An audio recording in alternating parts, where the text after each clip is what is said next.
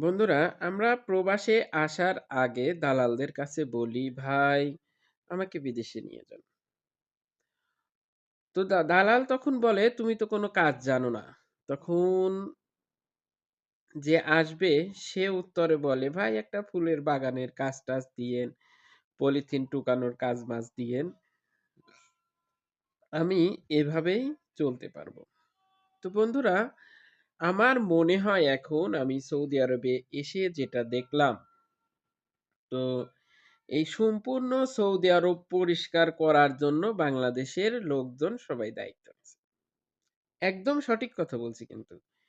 বাংলাদেশের যত লোক আছে এই সৌদি আরবের 95% লোক সৌদি আরব সিটি কর্পোরেশনে কাজ করে। সেই কাজটা হলো কি? ওই যে ফুলের বাগান পরিষ্কার করব, ওই পলিথিন টুকাবো, সিগারেটের গুয়া, বোতল এগুলি টুকাবো।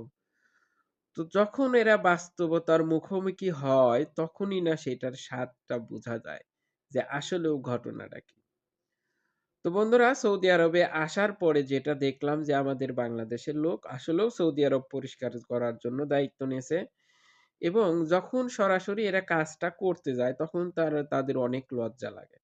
তখন তারা কি করে?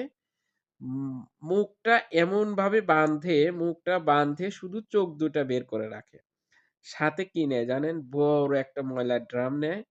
সাথে একটা ঝাড়ু নেয়, নারিকেলের ঝাড়ু আর একটা বড় ঝাড়ু নেয়। নিয়ে এই তো বের হয়ে গেল। এই ফুল বাগানের চাকরি কিন্তু সে করতেছে। আসলেও আমার তো ১ম এ চাহিদাই ছিল আমি ওই যে ফুল বাগান পরিষ্কার করব, বোতল পরিষ্কার করব। এইজন্য তো দালাল সুযোগ পাইছে নিয়ে এসে আমারে সিটি কর্পোরেশনের চাকরি দিয়ে দিছে। যেটা সৌদি আরবের নাম হলো বলদিয়া। তো বলদিয়ার চাকরি করে বাংলাদেশের 95% লোক এবং তারা এসে কিয়া? তারা এসে কিন্তু এই পরিষ্কারগুলোর কাজ করে। আমার কপিলের ছেলে আসছিল, আইসা কিন্তু একটা ডিস্টার্ব করে গেছে। তো বন্ধুরা শুনলেন আসলেও সিটি কর্পোরেশনের কাজ এজ লাইক বাংলাদেশে যে সিটি কর্পোরেশনের ময়লার গাড়িগুলো যায়, সেখানে মানুষজন থাকে। যেভাবে পরিষ্কার করে ঠিক সেভাবেই বলদিয়ার কাজ। তো আশা করি ফুল বাগানের চাকরি নিয়ে কেউ আর সৌদি আরবে আসতে চাইবেন না।